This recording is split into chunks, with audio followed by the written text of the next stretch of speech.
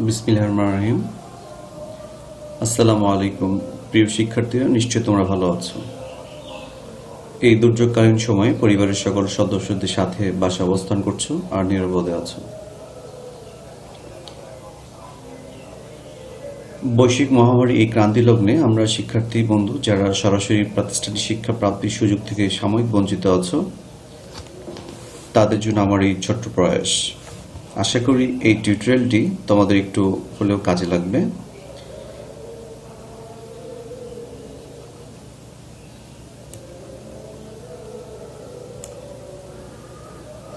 আর কথা না বাড়িয়ে আমি আমার নির্দিষ্ট টপিকের এই টিউটোরিয়ালটি শুরু করতে যাচ্ছি। এই ভিডিও টিউটোরিয়াল উপস্থাপনে আছি আমি Mir Shafiul Islam, instructor tech, department of electronics, Chittagong মহিলা পলিটেকনিক ইনস্টিটিউট। আজকে আমাদের আলোচনার বিষয় হচ্ছে ইলেকট্রিক ইঞ্জিনিয়ারিং ফান্ডামেন্টাল, যার সাবজেক্ট কোড হচ্ছে 66712। আমরা এই সাবজেক্টের এই কোর্সের chapter 5 concept of electrical circuit এটা নিয়ে আলোচনা করব। তোমাদের একটু বলে রাখি, আমাদের এই কোর্সের অন্যান্য চ্যাপ্টারের তুলনায় চ্যাপ্টার 5 খুবই গুরুত্বপূর্ণ একটা অধ্যায়। কারণ আমরা বিগত বছরের বোর্ডের প্রশ্ন যদি অ্যানালিসিস করি তাহলে দেখতে পাবো এই চ্যাপ্টার থেকে কোনো না কোনোভাবে একটা রচনামূলক প্রশ্ন হয় এবং অতি সংক্ষিপ্ত প্রশ্ন হয়ে থাকে। তাই আমি শিক্ষার্থীদের বলবো এই চ্যাপ্টারটি অবশ্যই মনোযোগ সহকারে, যত্ন সহকারে পড়বে, শিখবে এবং আমার এই টিউটোরিয়ালসটা তোমাদের পড়ার কাজে ব্যবহার করবে। এই চ্যাপ্টার বিষয়বস্তুর মধ্যে রয়েছে আমাদের ইলেকট্রিক সার্কিটের প্রাথমিক ধারণা, ইলেকট্রিক সার্কিট কয় ধরনের, বিস্তারিত আলোচনা হবে সিরিজ সার্কিট, প্যারালাল সার্কিট এবং মিক্সড সার্কিট। সিরিজ সার্কিট এবং প্যারালাল সার্কিটের বৈশিষ্ট্য নিয়ে আলোচনা হবে, কিভাবে সিরিজ সার্কিট এবং প্যারালাল সার্কিটের সমতুল্য বা ইফেক্টিভ রেজিস্ট্যান্স, ইকুইভ্যালেন্ট রেজিস্ট্যান্স বের করা হয় সেগুলো। আর আমরা বিভিন্ন DC series circuit, parallel circuit এবং মিক্সড সার্কিটের কিছু ম্যাথমেটিক্যাল প্রবলেমগুলো দেখব এবং সেগুলো সমাধান করার চেষ্টা করব। Inductive capacitor, inductive reactance, capacitive reactance সম্পর্কে আলোচনা থাকবে এবং এগুলো সূত্র নিয়ে।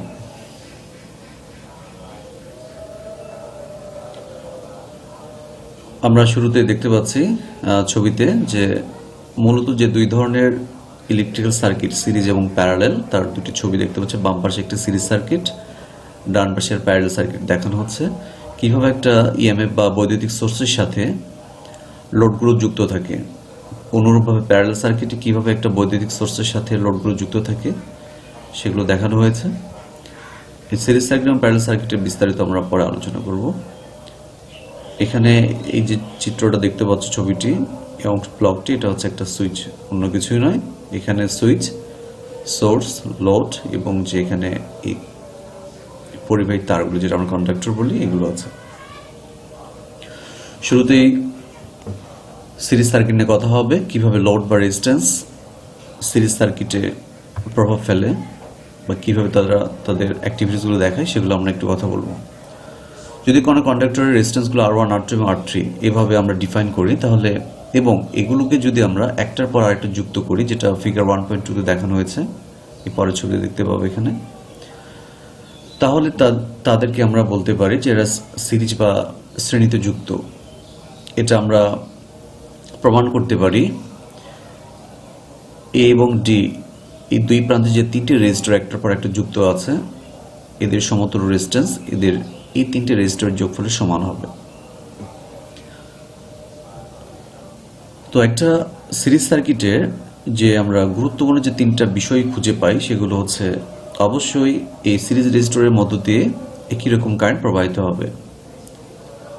2 নাম্বার বলা হচ্ছে প্রত্যেকটি রেজিস্টরে যে ভোল্টেজ ড্রপগুলো হবে সেগুলো নির্ভর করছে সেই রেজিস্টরগুলোর মান, এবং এখানে ভোল্টেজ ড্রপটি পাওয়া যায় অবশ্যই ওহমের সূত্র ব্যবহার করেই। আর আমরা ইতিমধ্যে ওহমের সূত্র কি সেটা আমরা জেনেছি। 3 নম্বরে বলা হচ্ছে প্রত্যেকটা রেজিস্টরে যে ভোল্টেজ ড্রপগুলো হবে সেগুলোর সমষ্টি হবে অ্যাপ্লাইড ভোল্টেজ, যে ভোল্টেজটা আমরা প্রয়োগ করছি এই ভোল্টেজের সমান। আমরা এখন ছবি দেখে একটু আরো বিস্তারিত বোঝার চেষ্টা করি। এখানে 3টা রেজিস্টর যুক্ত আছে। R1, R2 এবং R3 একটার পর একটা কিভাবে যুক্ত আছে সেটা ছবিতে দেখতে পাচ্ছ। তিনটি রেজিস্টর সিরিজ যুক্ত করার পর প্রথম রেজিস্টরের একটা প্রান্ত এবং শেষ রেজিস্টর আরেকটা প্রান্ত আমরা অ্যাপ্লাইড ভোল্টেজ বা আমরা যেটা বলতে পারি বৈদ্যুতিক সোর্সের সাথে যুক্ত। এভাবে সার্কিটটি রেডি করার পর প্রস্তুত করার পর আমরা যেটা দেখতে পাবো যে আমরা যে অ্যাপ্লাইড ভোল্টেজ যে ভি প্রয়োগ করছি এই ভোল্টেজটা কিভাবে এই রেজিস্টরগুলোতে পর্যায়ক্রমে ড্রপ হবে বা পতন হবে সেটা আমরা ডান পাশের ছবিতেও দেখতে পাচ্ছি। ধরে নেই এই অ্যাপ্লাইড ভোল্টেজ ভি রেজিস্টরের সাথে যুক্ত আছে সিরিজ রেজিস্টরগুলোর সাথে এবং আমাদের মূল কারেন্ট হচ্ছে আই। সেই আইটা প্রত্যেকটি রেজিস্টর দিয়ে প্রবাহিত হবে, কারণ এখানে কোনো বাইপাস অন্য কোনো রাস্তা নেই। তো আমরা ধরে নেই এই R1 register voltage drop V1, R2 voltage drop V2 এবং R3 ভোল্টেজ ড্রপ V3। আমরা আগেই বলেছি কিভাবে এই ভোল্টেজ ড্রপগুলো পাই। কোন একটা রেজিস্টারে যদি ভোল্টেজ ড্রপ আমরা বের করতে চাই সেই রেজিস্টারের মান জানতে হয় এবং সেই রেজিস্টার দিয়ে কতটুকু কারেন্ট প্রবাহিত হচ্ছে সেটা। তাহলে আমরা ওহমের সূত্র প্রয়োগ করে আমরা বলতে পারি এই রেজিস্টারের ভোল্টেজ ড্রপ হবে V1 সমান IR1। অনুরূপভাবে এই রেজিস্টারের ভোল্টেজ ড্রপ হবে IR2, কারণ আমরা প্রত্যেকটা রেজিস্টারের মধ্য দিয়ে একই কারেন্ট প্রবাহিত হবে এই I কারেন্টটি। অনুরূপভাবে V3 হবে IR3 এবং আমি এটাই বলেছি আমরা যে ইনপুট ভোল্টেজ দিচ্ছি বা অ্যাপ্লাইড ভোল্টেজ সেই ভোল্টেজটা অবশ্যই যে যতগুলো রেজিস্টার আমরা সিরিজে যুক্ত আছে তাদের মধ্যেই বিভাজিত হবে, পতন হবে, এমনভাবে পতন হবে যে যে ভোল্টেজগুলো বিভব পতন হচ্ছে সেগুলোর যোগফল এই অ্যাপ্লাইড ভোল্টেজের সমান হবে। তো আমরা আসি ইকুয়েশনগুলোতে। তাহলে আমরা বলতেই পারি এই ভি অ্যাপ্লাইড ভোল্টেজটি V1, V2 এবং V3 তে বিভাজিত হয়েছে। তাহলে বলা যায় এই অ্যাপ্লাইড ভোল্টেজ V সমান V1 plus V2 plus V3। আবার আমরা V1 সমান বের করছি IR1, V2 সমান বের করেছি IR2 এবং V3 IR3। কিন্তু আমরা এই অ্যাপ্লাইড ভোল্টেজ ভি এভাবে বের করতে পারি এই V সমান IR। এই আরটা কি? এই তিনটা রেজিস্টর যে যুক্ত আছে এরা এ এবং ডি পয়েন্টে, এই তিনটা রেজিস্টর মিলে যে বাধা সার্কিট প্রদান করছে, তিনটা রেজিস্টরের পরিবর্তে যদি আমরা একটা সমতুল্য রেজিস্টর চিন্তা করি যে রেজিস্ট্যান্সের বাধা এই তিনটি মিলে যে বাধা দিচ্ছে তার সমান, তাহলে সেটাই সমতুল্য রেজিস্ট্যান্স। তো আমরা তিনটা রেজিস্টর মিলে যে বাধা দিচ্ছে এ এবং ডি পয়েন্টে তাদের সমতুল্য রেজিস্ট্যান্স আমি আর ধরে নিই, তাহলে অ্যাপ্লাইড ভোল্টেজ ভি হবে IR, সার্কিটের মোট রেজিস্ট্যান্স এবং সার্কিটের মোট কারেন্ট। তাহলে এই দুটো গুণ করলে আমরা সার্কিটের মোট ভোল্টেজ বা অ্যাপ্লাইড ভোল্টেজটি পাবো। তাহলে আমরা ভি সমান পেলাম IR1 plus IR2 plus IR3, আবার ভি সমান পেলাম IR। তাহলে আমরা বলতে পারি এই IR সমান এই অংশটুকুটা, তোমরা নিশ্চয় ছবিতে দেখতে পাচ্ছ IR সমান IR1 প্লাস IR2 এভাবে, কারণ দুটি ভি এভাবে আমরা দুটি ইকুয়েশন সমান দেখিয়েছি। তো উভয় পক্ষ থেকে যদি আমরা এই টার্মটা বাদ দিই তাহলে আমরা পাই R সমান R1 plus R2 plus R3। তাহলে বিষয়টি হচ্ছে রেজিস্ট্যান্সের সিরিজ কানেকশন বা সিরিজ সংযোগের ক্ষেত্রে আমরা দেখতে পাই অনেকগুলো রেজিস্টার যদি সিরিজে যুক্ত করা থাকে তাদের সমতুল্য রেজিস্ট্যান্স হবে সবগুলো রেজিস্টারের যোগফল।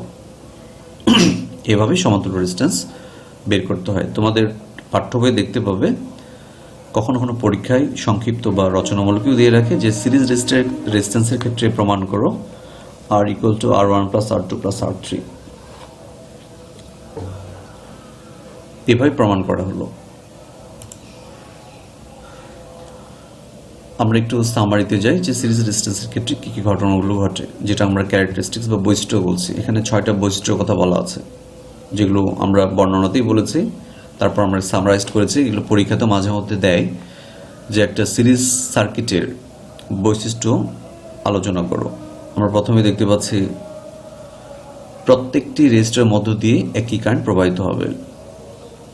2 নাম্বার বলা হচ্ছে প্রত্যেকটি আলাদা আলাদা মানের রেজিস্টরে আলাদা আলাদা ভোল্টেজ ড্রপ হবে। 3 নাম্বার বলা হচ্ছে সেই ভোল্টেজ ড্রপগুলো হবে সমষ্টি এবং কার সমান? অ্যাপ্লাইড ভোল্টেজের সমান। 4 নাম্বারে বলা হচ্ছে সেই ভোল্টেজ ড্রপগুলো সমষ্টি হবে অ্যাপ্লাইড ভোল্টেজের সমান। 5 নাম্বার বলা হচ্ছে রেজিস্ট্যান্সের অ্যাডিটিভ, অর্থাৎ যে রেজিস্ট্যান্সগুলো আমরা সিরিজে যুক্ত করছি তাদের সমষ্টিটা মিলে এই সার্কিটে কাজ করবে। পাওয়ার, এটাও বলা হচ্ছে অ্যাডিটিভ, অর্থাৎ প্রত্যেকটি রেজিস্টার যে ইন্ডিভিজুয়ালি যে পাওয়ারগুলো কনজিউম হবে সেই পাওয়ারগুলো সমষ্টি হবে এই সার্কিটের মোট পাওয়ার। রেজিস্ট্যান্সের সিরিজের ক্ষেত্রে ভোল্টেজ ডিভাইডার রুলস ব্যবহার হয়। আমরা ফিগার 1.14 দেখতে পাচ্ছি তিনটা রেজিস্টর একটা একটা যুক্ত এবং তিনটা রেজিস্টর যুক্ত হওয়ার পর এ প্রান্ত ডি প্রান্তে একটা আমরা অ্যাপ্লাইড ভোল্টেজ ভি প্রয়োগ করেছি। যদিও স্যাম্পলটা একটু ক্যাপাসিটরের তো মনে হচ্ছে, ব্যাটারি বা সেলের সিম্বল তো তোমরা জানো, একটা ছোট্ট বার আর একটা হচ্ছে বড়। আচ্ছা, এখন তোমরা নিশ্চয়ই রেজিস্টারের যে সিরিজ কানেকশনের বৈশিষ্ট্যগুলো দেখেছো, যে এই যে আমরা অ্যাপ্লাইড ভোল্টেজ প্রয়োগ করছি 24 ভোল্ট, এটা অবশ্যই এই তিনটা রেজিস্টার বিভাজিত হবে V1 V2 V3-তে। এই বিভাজনগুলো অর্থাৎ এই বিভব পতন V1 V2 V3 গুলো নির্ভর করছে মেইনলি কিন্তু এই রেজিস্টারগুলো মানের উপরে। একটু বলে রাখি, যে রেজিস্টারের মান যত বেশি হবে তার বিভব পতন বা ভোল্টেজ ড্রপটি তত বেশি হবে। তাহলে ভোল্টেজ ড্রপ নির্ভর করছে রেজিস্টারের মানের উপরে এবং সেই রেজিস্টারের মধ্য দিয়ে কতটুকু কারেন্ট আছে তার উপর। ওকে, আমরা এখন এই সার্কিটে এখানে R1টা মিসিং, R1 R2 R3 এগুলো আমরা মান জানি। আমরা অ্যাপ্লাইড ভোল্টেজ এটারও মান জানি। তাহলে প্রত্যেকটি রেজিস্টারের বিভব পতন যে V1 V2 V3 হবে সেটা আমরা ভোল্টেজ ডিভাইডার রুলসের মাধ্যমে বের করতে পারি। তোমরা ইকুয়েশন দেখতে পাচ্ছ V1 অর্থাৎ প্রথম রেজিস্টার ভোল্টেজ ড্রপ V1 হচ্ছে অ্যাপ্লাইড ভোল্টেজ ইনটু R1/R। এই R1টা কি, যে রেজিস্টার ভোল্টেজ ড্রপ বের করতে যাচ্ছে তার মান। এই Rটা হচ্ছে তিনটা রেজিস্টার, এখানে যেহেতু তিনটা সিরিজে যুক্ত আছে তিনটার মোট মান, টোটাল রেজিস্ট্যান্স, যেটাকে আমরা ইকুইভ্যালেন্ট রেজিস্ট্যান্স বলছি। ভিটা হচ্ছে অ্যাপ্লাইড, অর্থাৎ R1 এর যে ভোল্টেজ ড্রপ V1 হবে সেটা আমরা বের করতে পারি তিনটে জানা রাশি দিয়ে। ভি আমরা জানি অ্যাপ্লাইড ভোল্টেজ, R1 জানি সেই শাখার রেজিস্ট্যান্স, আর জানি মোট রেজিস্ট্যান্স, সিরিজ রেজিস্ট্যান্স বা ইকুইভ্যালেন্ট রেজিস্ট্যান্সটি। তাহলে আমরা দেখতে পাচ্ছি এখানে 4 ভোল্ট, কারণ আর এর মান দেওয়া আছে 2 ওহম, R2 মান 4 এবং R3 মান 6 ওহম। এইভাবে আমাদের 4 8 12, তাহলে আমাদের ইনপুটের ভোল্টেজ আছে 24 ভোল্ট। মজার ব্যাপার হচ্ছে এই যে তিনটা রেজিস্টারের যে ভোল্টেজ ড্রপগুলো V1 V2 V3 পেলাম, এই তিনটা যোগ করে দেখো অ্যাপ্লাইড ভোল্টেজের সমানে হবে, কারণ 4 আর 8 12 হয় এবং 12 24 ভোল্ট। আর আমরা এখানে দেখতে পাচ্ছি তিনটা রেজিস্টার মোট সমতুল্য ডিস্টেন্স সিজের ক্ষেত্রে 12 ওহম, তিনটা যোগফল। ওকে, এখন আমরা প্যারালাল সার্কিট নিয়ে কথা বলবো। সিরিজ সার্কিটে তোমরা দেখেছো রেজিস্টার একটার পর একটা শেষে আরেকটি যুক্ত হয়। প্যারালাল সার্কিটের ক্ষেত্রে ব্যাপারটা হচ্ছে তুমি যতগুলো রেজিস্টার নাও না কেন, প্রত্যেকটা রেজিস্টারের অনলি দুটো পয়েন্ট থাকবে। একটা পয়েন্টে সব রেজিস্টার এক প্রান্ত যুক্ত হবে, আরেকটা পয়েন্টে অন্যান্য খোলা প্রান্তগুলো আবার যুক্ত হবে। আমরা দেখি না চিত্র 1.15 কি আলোচনা করা হয়েছে। তো এইভাবে রেজিস্টারগুলো সিরিজ আমরা যুক্ত করেছি। আমরা ইনপুট ভোল্টেজ বা অ্যাপ্লাইড ভোল্টেজ দিয়েছি V এবং এই টোটাল কারেন্ট হচ্ছে I। সেই I কারেন্ট এই তিনটি শাখায় বিভাজিত হয়ে যাচ্ছে। সেই বিভাজিত কারেন্টগুলো আমরা ডিফাইন করেছি, ইন্ডিকেট করেছি I1 I2 I3 দিয়ে। এই 1 2 3 তোমরা ইচ্ছা মতো দিতে পারো, তবে অবশ্যই আমি বলে রাখি যে R1 এর ক্ষেত্রে যেহেতু সেই হিসেবে আমরা I1 ব্যবহার করেছি, R2 এর জন্য I2, এভাবে ডিফাইন বা ইন্ডিকেট করলে সুবিধা হয় তোমার বুঝতে এবং শিক্ষককে বুঝাইতে। সিরিজ সার্কিটের ক্ষেত্রে কি কি ঘটনা ঘটে? আমরা আমরা সিরিজ সার্কিটের 3টে ঘটনা দেখেছি, প্যারালাল সার্কিটের এরকম 3টে ঘটনা দেখতে পাবো। আমরা একটু পড়ে নিই। 1 নম্বরে বলা হচ্ছে PD across all resistance is the same. PD বলতে potential difference, বিভব পার্থক্য। across all resistance is the same মানে আমরা যে 3টা রেজিস্টর প্যারালাল যুক্ত করেছি, আমরা যে অ্যাপ্লাইড ভোল্টেজ প্রয়োগ করছি সেই ভোল্টেজটি প্রত্যেকটা রেজিস্টর একই ভোল্টেজ পাবে, অর্থাৎ R1 R2 R3 একই ভোল্টেজ V পাবে। 2 নম্বর বলা হচ্ছে current in each resistor is different and is given by ohm's law. প্রত্যেকটা শাখা বা প্রত্যেকটা রেজিস্টরতে যে কারেন্টে যাবে সেটা অবশ্যই ওহমের সূত্র মেনে চলবে। The total current is the some of 3 separate currents. হ্যাঁ, বোঝাই যাচ্ছে যে আমরা যে টোটাল কারেন্টটা দেখতে পাচ্ছি সেই কারেন্টই তো I1 I2 I3 দিয়ে বিভাজিত হয়েছে। তাহলে বলা যায় এই যে বিভাজিত কারেন্টের সমষ্টি অবশ্যই মোট কারেন্টের সমান হবে।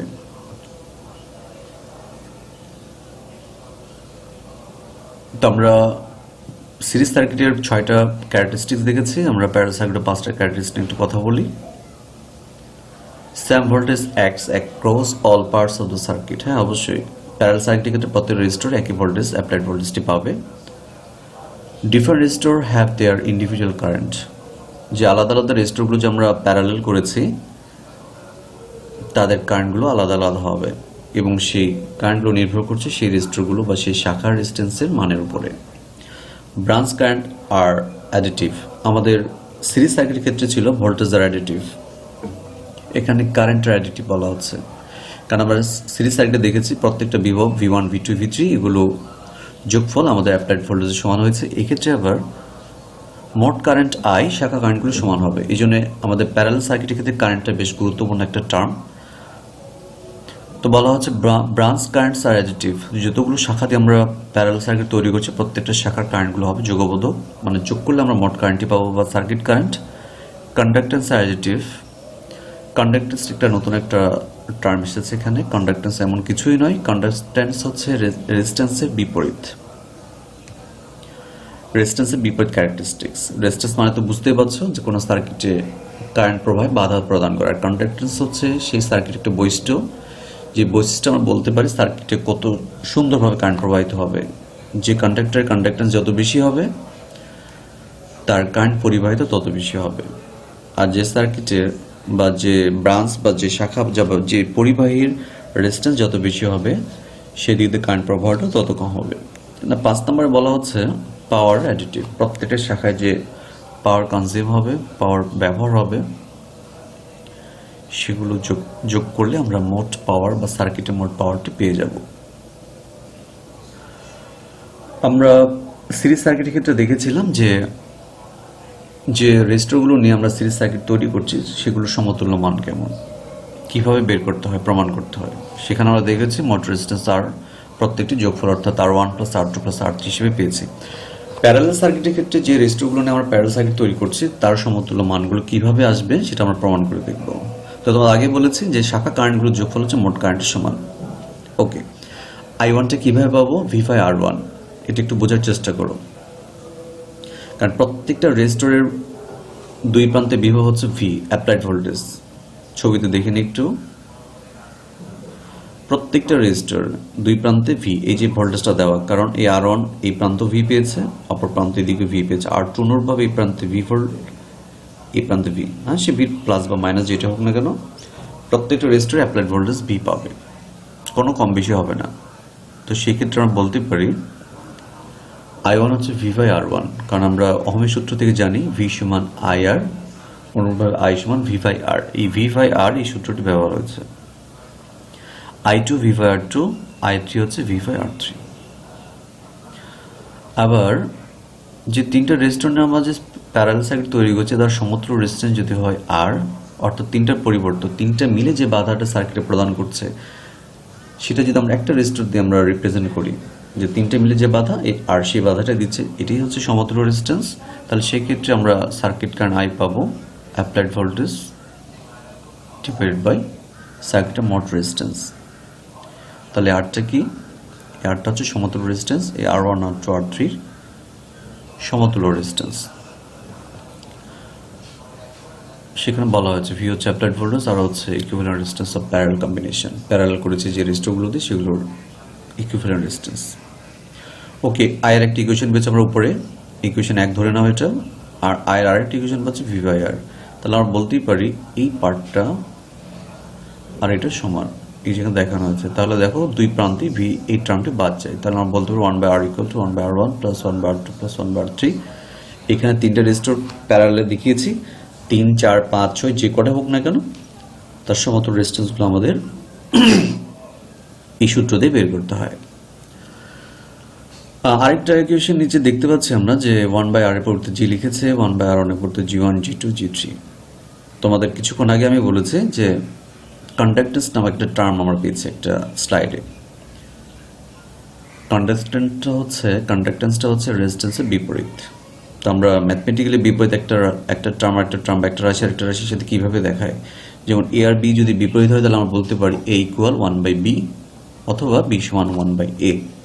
তো 1/R মানে এটা রেজিস্ট্যান্সের বিপরীত, রেজিস্ট্যান্সের বিপরীত তো কন্ডাক্টেন্স, তাহলে 1/R এর পরিবর্তে আমরা G বলতে পারি। অনুরূপভাবে R1 এই রেজিস্ট্যান্সের বিপরীতটা হচ্ছে এই শাখার কন্ডাক্টেন্স। তো এই শাখার কন্ডাক্টেন্সটাকে আমরা G1 দিয়ে দেখিয়েছি, তাহলে 1/R1 কে বলা যাবে G1, 1/R2 কে G2, G3। আজ প্যারালাল সার্কিটের বৈশিষ্ট্য আমরা বলেছিলাম যে কন্ডাক্টেন্স আর অ্যাডিটিভ। তোমাদের মনে আছে কিনা, আমরা ওই স্লাইডে একটু আরেকবার যাই। কন্ডাক্টেন্স আর অ্যাডিটিভ, এই যে দেখো সেটাই কিন্তু এখানে দেখানো হয়েছে। ওকে, আমরা সিরিজ সার্কিটে ভোল্টেজ ডিভাইডার রুলস দেখিয়েছি, আর প্যারালাল সার্কিটের ক্ষেত্রে আমরা দেখাবো কারেন্ট ডিভাইডার রুলস। যদি আমরা ক্লাস 8 নিয়ে আলোচনা করেছি, আমরা দেখতে পাচ্ছি R1 এবং R2 দুটি রেজিস্ট্যান্স, তার পরস্পর প্যারালাল কানেক্টেড, সমান্তরালে যুক্ত। তাদের দুই প্রান্তে আমরা একটা অ্যাপ্লাইড ভোল্টেজ VS প্রদান করেছি। এই অ্যাপ্লাইড ভোল্টেজের কারণে সার্কিটে IS কারেন্ট প্রবাহিত হচ্ছে, মোট কারেন্ট।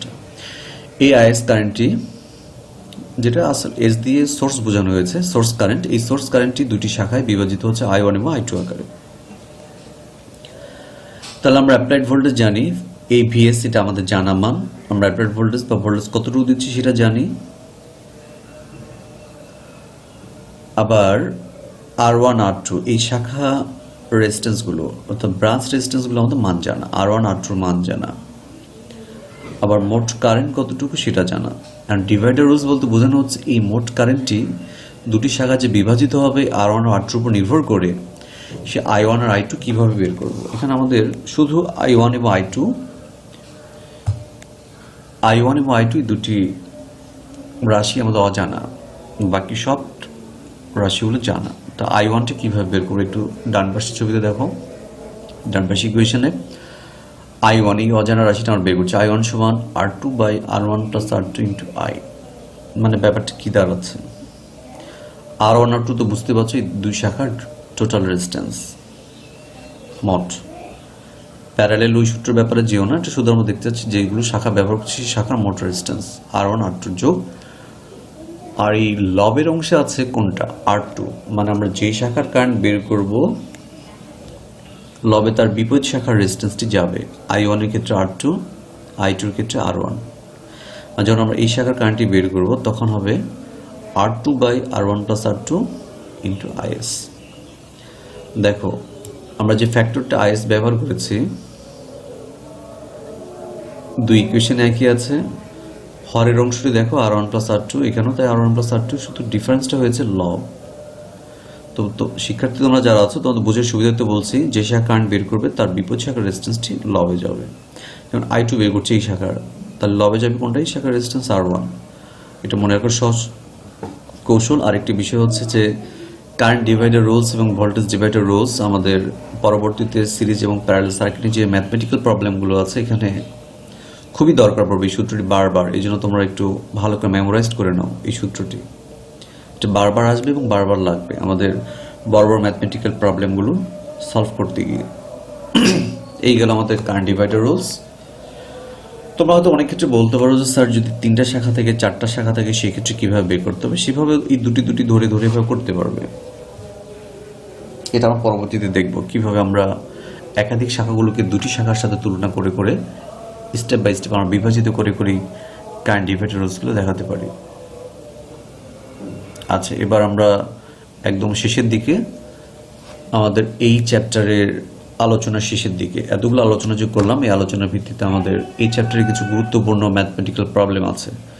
তোমাদের বলে রাখি, যত বেশি ম্যাথমেটিক্যাল প্রবলেমগুলো সলভ করবে, যত বেশি করবে, ওই চ্যাপ্টার সম্পর্কে, ওই চ্যাপ্টারের বিভিন্ন সূত্র সম্পর্কে তোমাদের ভালো ধারণা আসবে। এই জন্য শিক্ষার্থীদের আমি প্রায় পরামর্শ দিই বেশি করে বিভিন্ন গাণিতিক সমস্যাগুলিগুলো সমাধান করার চেষ্টা করবে।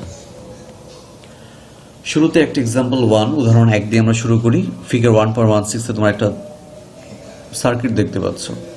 এখানে 4টি রেজিস্ট্যান্স ব্যবহার করা হয়েছে, তার মধ্যে একটা রেজিস্ট্যান্সের মান অজানা, যেটাকে আমরা R দিয়ে ইন্ডিকেট করেছি।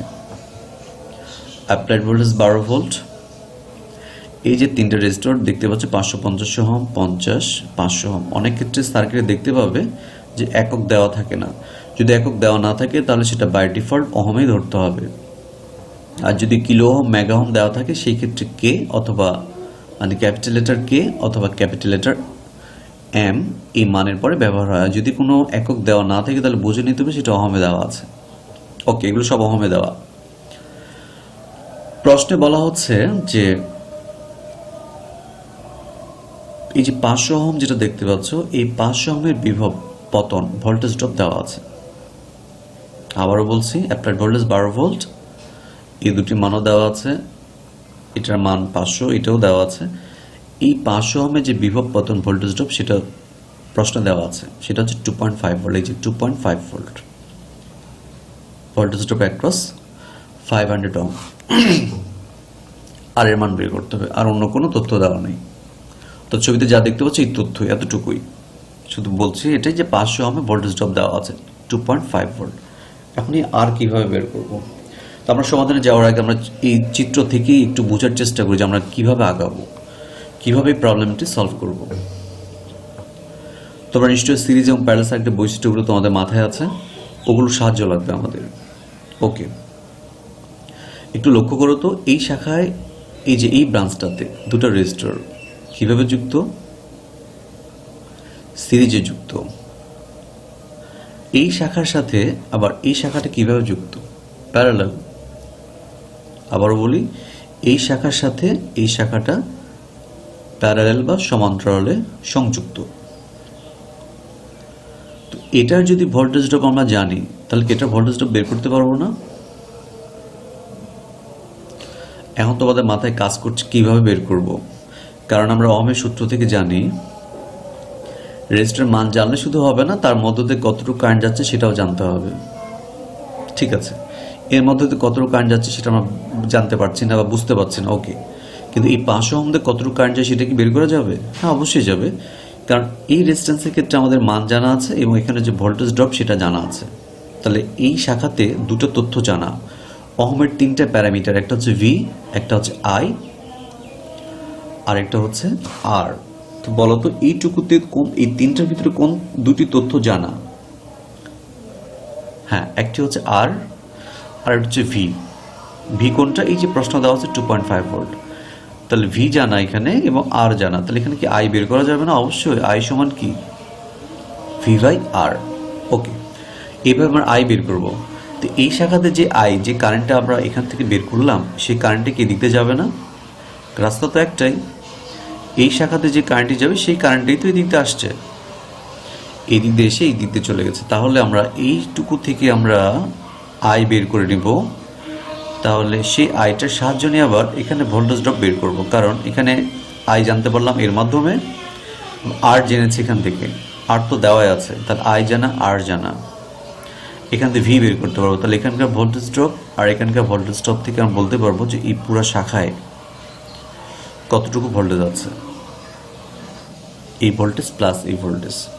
তাহলে এই শাখায় ভোল্টেজ ড্রপ জানলে এই আর এর ভোল্টেজ ড্রপটা বলা যাবে, কারণ এই শাখায় যে ভোল্টেজ ড্রপ হবে এই শাখায় সেই ভোল্টেজ হবে। কারণ আমরা প্যারালাল সার্কিটে দেখেছি যে প্রত্যেকটি রেজিস্টর একই ভোল্টেজ পায়, অর্থাৎ যে রেজিস্টরগুলো প্যারালালে যুক্ত তারা একই ভোল্টেজ পায়। তো যেহেতু এই রেজিস্টরের সাথে এই রেজিস্টর প্যারালাল, তাই এই যে ভোল্টেজ পাবে এও সেই ভোল্টেজ পাবে। তাহলে আমরা এই শাখার ভোল্টেজের মাধ্যমে আমরা এই শাখার ভোল্টেজটা জানলাম। এরপরে কি হবে? তো আমরা এইভাবে স্টেপ বাই স্টেপ একটু আসছি, আমরা পরে দেখব যে কিভাবে আমরা সমাধানগুলো করেছি। একটু লক্ষ্য করো ছবিটা আবার দিই, প্রশ্নে যে ছবিটা দেওয়া আছে সেই ছবি, তবে সাথে কিছু কারেন্টগুলো দেবে আলাদা আলাদা করে। আমরা শাখা কারেন্ট, মোট কারেন্ট এবং এই পয়েন্টগুলোর নাম দিয়েছি, না পয়েন্টগুলোর নাম দেওয়া ছিল মেবি এ আর বি দেওয়া ছিল, বাট সি আর ডি দেওয়া নেই। এই পয়েন্টগুলোর আমরা নামগুলো দিয়েছি বোঝার সুবিধার্থে। ওকে, প্রথমে আমরা বলেছি যে এদিক দিয়ে কতটুকু কারেন্ট যাচ্ছে, আই টুটি কীভাবে? ভি বাই আর, এই সূত্র দিয়ে। আই টুর মান হচ্ছে 5 মিলি অ্যাম্পিয়ার। ক্যালকুলেশনটা তোমরা ক্যালকুলেটর খুব ইজিলি করতে পারবে। তাহলে এই 50 ওহমে ভোল্টেজ ড্রপ কত হবে? 50 ইন্টু এই আই টু, এই যে দেখো ভোল্টেজ অ্যাক্রস 50 ওহম, 50 ইন্টু এই কারেন্ট 5 মিলি অ্যাম্পিয়ার। 5 তো 5-এর জায়গাতে আছে, মিলি মানে হচ্ছে 10⁻³ কত ভোল্ট হলো?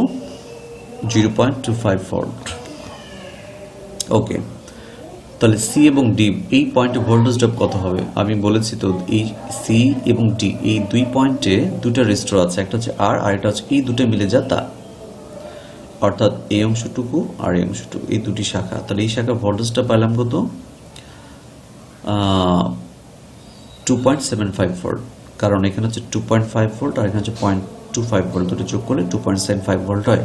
তাহলে সেই ভোল্টেজটা মেনলি আসলে সি এবং ডি পয়েন্টে।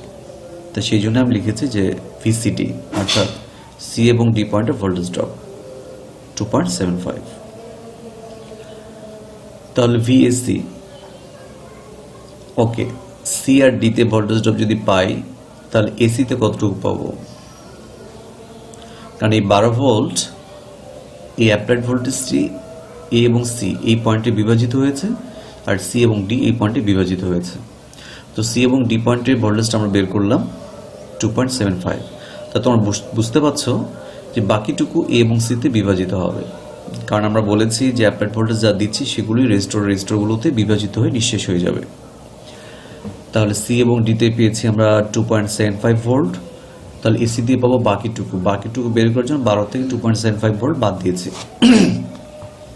তাহলে ভিএসসি ভোল্টেজ হচ্ছে 9.25 ভোল্ট, এই যে এখানে ভোল্টেজ ড্রপ। তাহলে আই কত হবে? এই রেজিস্ট্যান্সের ক্ষেত্রে আমরা রেজিস্ট্যান্সের মান জানি এবং এখানকার বিভব পতন ভোল্টেজ ড্রপটা ভিএসসি কেবলই বের করলাম সেটাও জানি।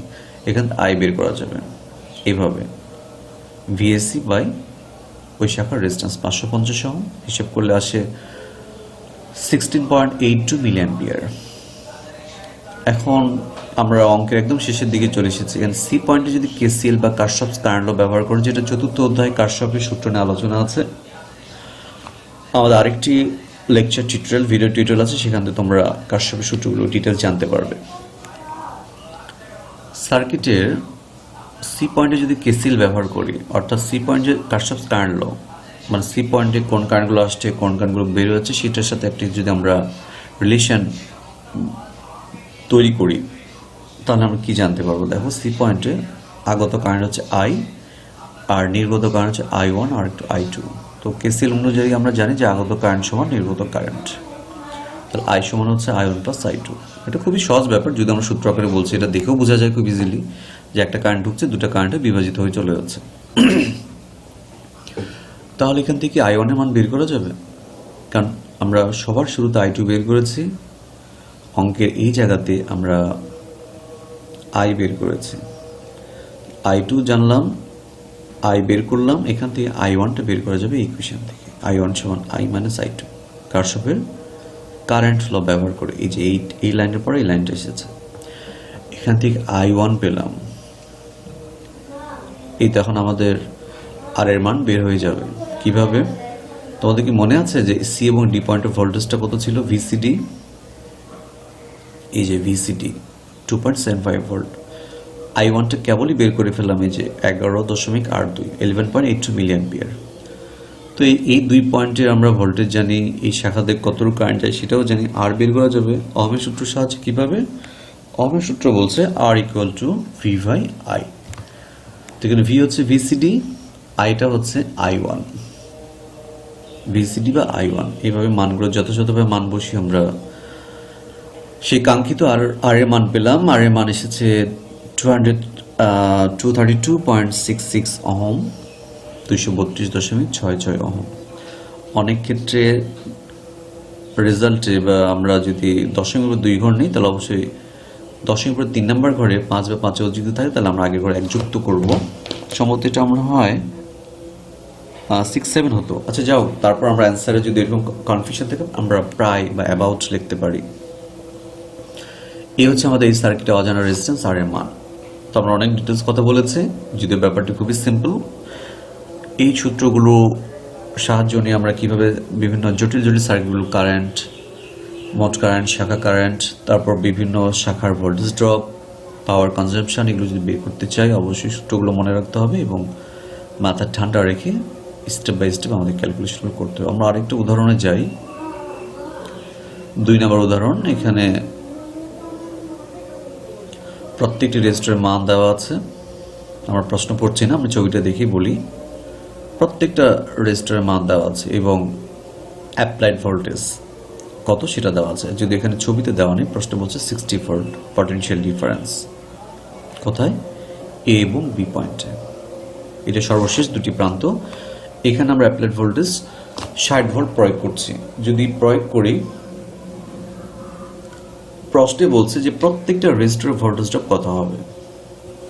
তো তোমাদের কি মনে আছে যে আমরা সিরিজ সার্কিটের ক্ষেত্রে ভোল্টেজ ডিভাইডার রুলসের কথা বলেছি? এখানে হয়তো বা ওই সূত্রটি লাগতে পারে। আমাদের যে এখানে 3, 2, 5টি রেজিস্টর আছে, এ এবং বি পয়েন্টে আমরা অ্যাপ্লাইড ভোল্টেজ বা ইনপুট ভোল্টেজ 60 ভোল্ট প্রয়োগ করছি। সেই ভোল্টেজটা এই শাখাগুলোতে, এই ব্রাঞ্চগুলোতে কিভাবে বিভাজিত হয়ে নিঃশেষ হয়ে যাবে 60 ভোল্ট, সেটা আমরা বিভিন্ন সূত্রের সাহায্যে বের করব। অর্থাৎ আমাদের অ্যান্সার আসবে 5টি আলাদা আলাদা ভোল্টেজ। এখানে 5টা রেজিস্টর, প্রত্যেকটা আলাদা আলাদা ভোল্টেজ বের করতে হবে।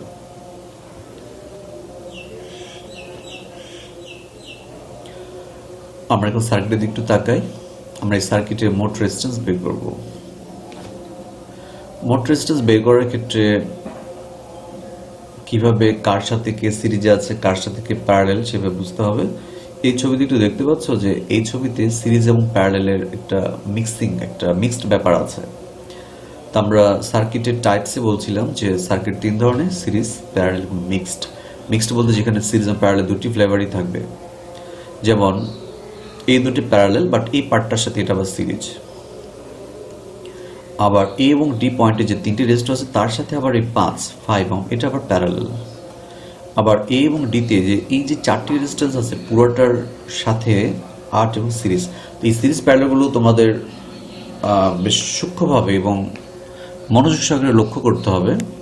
তাহলে আমরা এই সার্কিটের মোট রেজিস্ট্যান্স আর এ বি, অর্থাৎ এ এবং বি পয়েন্টে যে রেজিস্ট্যান্স সেটা বের করতে পারবো, এই ইকুয়েশনটা তৈরি করতে পারবো।